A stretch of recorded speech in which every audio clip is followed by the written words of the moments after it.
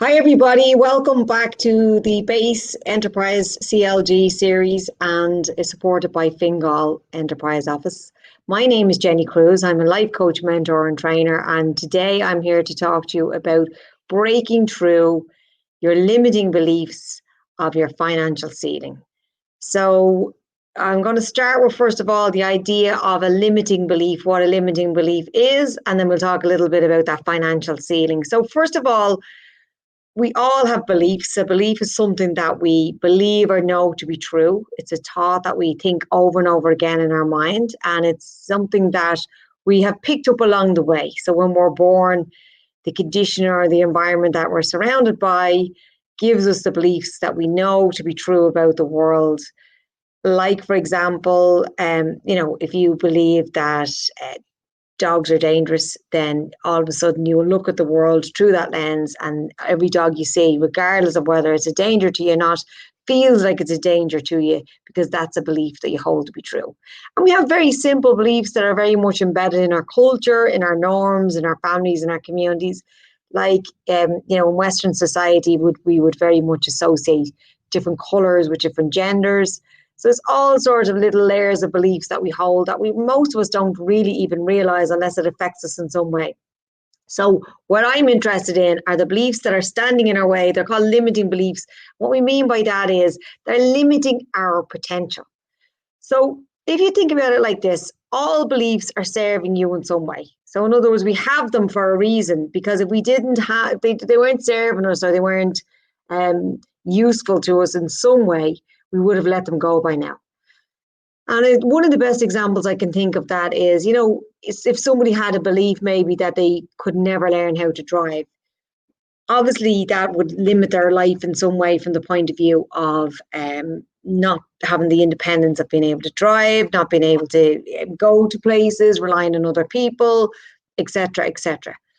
But if that belief was costing them so much from the point of view of it was giving them so much grief, and it was affecting their life and their potential in life, they're most likely going to undo that belief and try and do something about it. So the belief no longer serves them. The belief starts to become, well, maybe if I got enough lessons, or maybe if I got hypnotized, or maybe if I went about it a different way, then maybe I would eventually learn how to drive. So the belief can change if we want to change it and we know that it's not benefiting us. And of course, if we're aware of it. So most of the limiting beliefs that we have, I would say you're probably at the 90% rate, we are unaware of. They're unconscious beliefs. They're stored in our subconscious mind, and they are affecting the way we live our lives and the behaviors, our performance, whether we take action or not.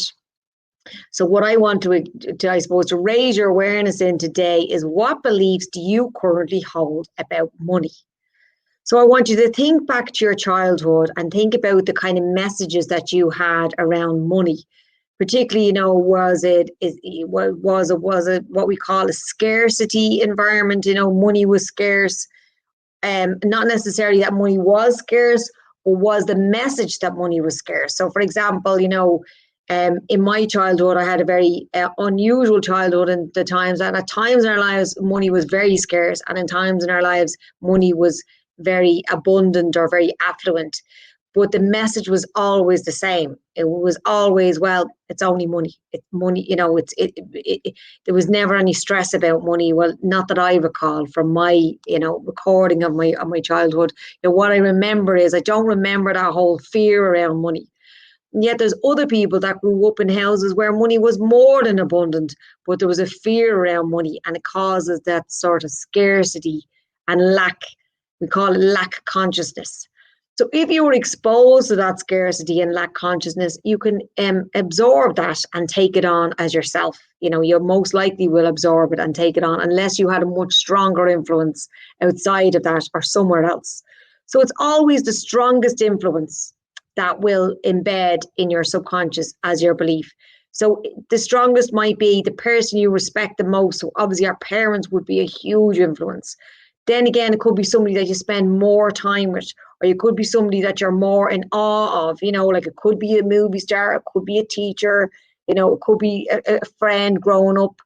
So it doesn't necessarily only have to be, people often think like everything relates back to your childhood. Not always. It's really to do with your influences. So take yourself back right now and ask yourself the question, what kind of messages did you hear about money when you were growing up? And then if you want to jot that down, that's really helpful for you. If not, you're only watching this in a couple of minutes, absolutely just have a little think for a moment. Now ask yourself, what's the story? What is the message or the story or the drum that you bang yourself about money?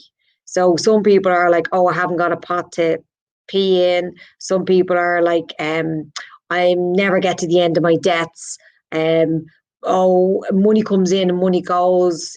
I never have enough. So, there you'll notice there's a statement that you say to yourself or other people around money, and that's your money story. Now, if you can't think of it now, don't worry about it. Just pause that button for the moment. Over the next few days, you'll hear that statement in your head and say, that's what Jennie was talking about. That's my money story.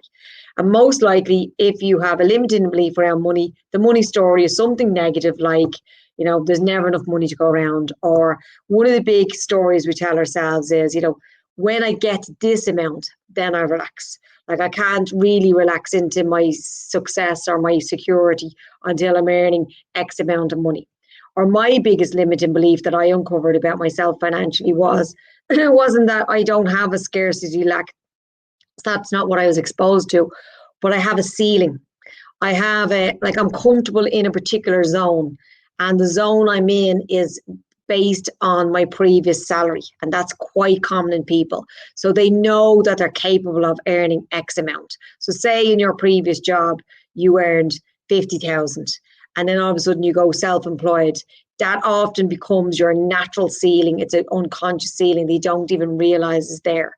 So say, for example, in my last job, I was earning 30,000. Then all of a sudden, like when I'm doing my projections or I'm thinking about how much I'm comfortable, how much I want to earn, I kind of say, well, I'd love 50, but I'm probably going to earn 30. It's based on what you're already comfortable with. And that's an unconscious ceiling. It's an unconscious limiting belief that you have.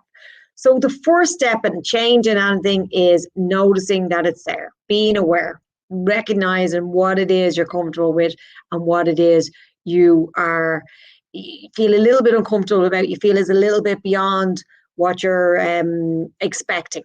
And that's 100% based on what has gone before. So when we set our goals for the future, most of us are basing our goals based on what we already know, as opposed to something that's new, because that's that little bit more scary.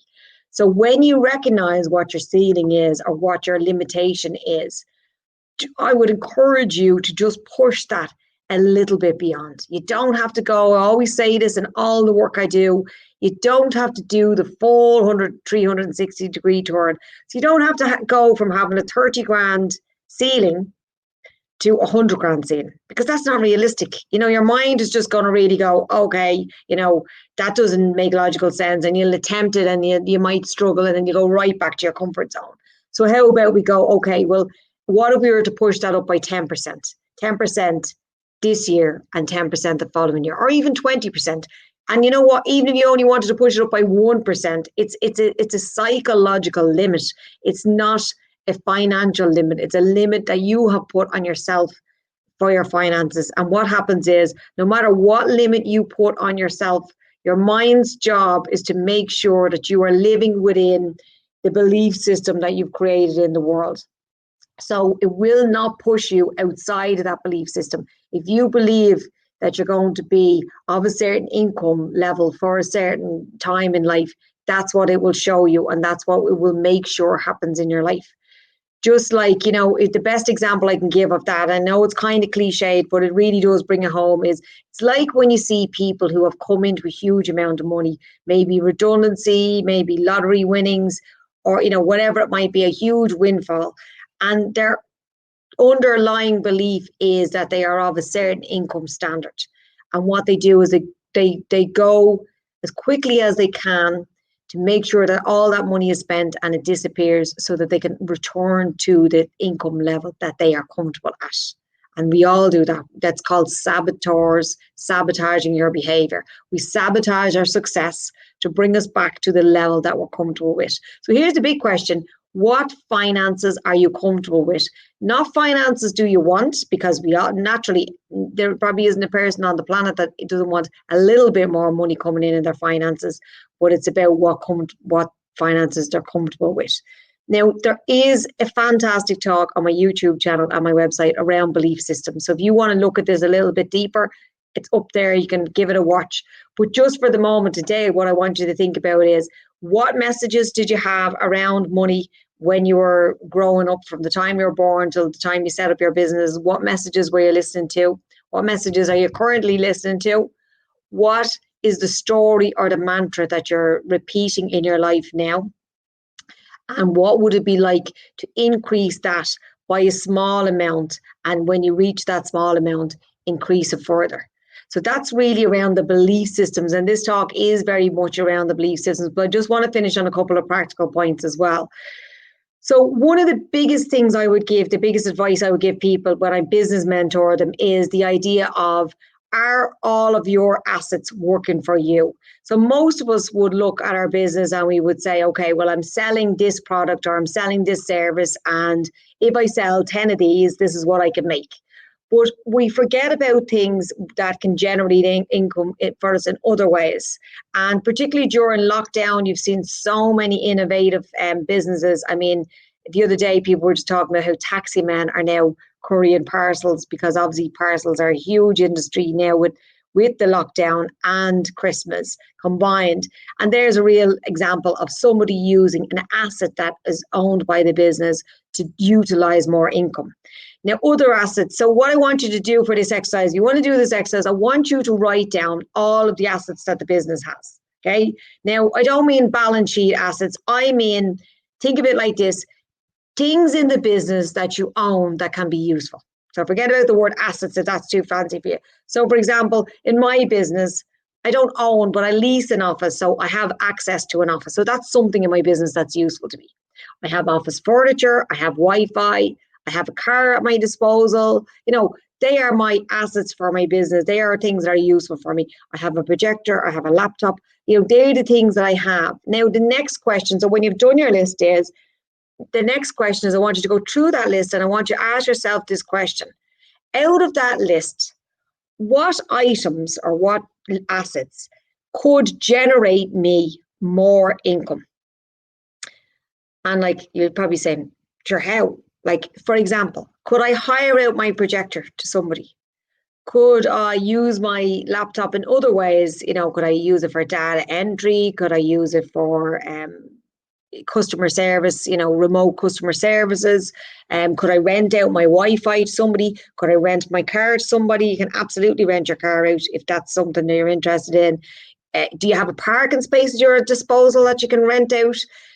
You would be amazed at what kind of things that you have in your business that can be reused and utilized, and not only just for income, but the key is that beautiful word, passive income. And what we mean by that is, it's making money for you without you having to actually do anything. So say, for example, over the Christmas, I was relaxing and enjoying my family time off, and I knew I wasn't going to get into my car for 2 weeks. I might decide to rent my car out to an organization or an individual for 2 weeks. Or likewise, maybe if I looked into my office premises, I don't know, because I haven't looked into it here, could I sublet my premises? Or could I, use some of the other services that I won't be using, or some of the other assets in my organization that I won't be using to generate me income? And not just over the Christmas, over the next year. So that's just one of the areas that you could possibly look at to increase your income. But I just said I'd pass that tip on since I had your attention today. Really, today's talk is about breaking through the limiting beliefs of your financial glass ceiling. And it is just a glass ceiling, so it absolutely can be smashed. But it always starts with the mind, because whatever you're telling your mind's job is to show you the reality of what you expect to see. And it's not going to make you feel like you're going mad, or make you show you or confuse you by showing you something otherwise. So that's why we stay at a particular level. And then once we start to go over that level, we get a little bit uncomfortable and we move back down. And likewise, when you're below that level and you're a little struggling a little bit, you'll kind of give yourself a kick in the behind and you'll get yourself in gear and you'll move up to that level. So the first thing is figuring out what is the level that you've been maybe unconsciously telling yourself for all of this time. So I really hope this talk was helpful for you today. Have a fabulous Christmas. I hope you all get some decent rest, and I look forward to connecting with you all in 2021. Thank you so much for your time today.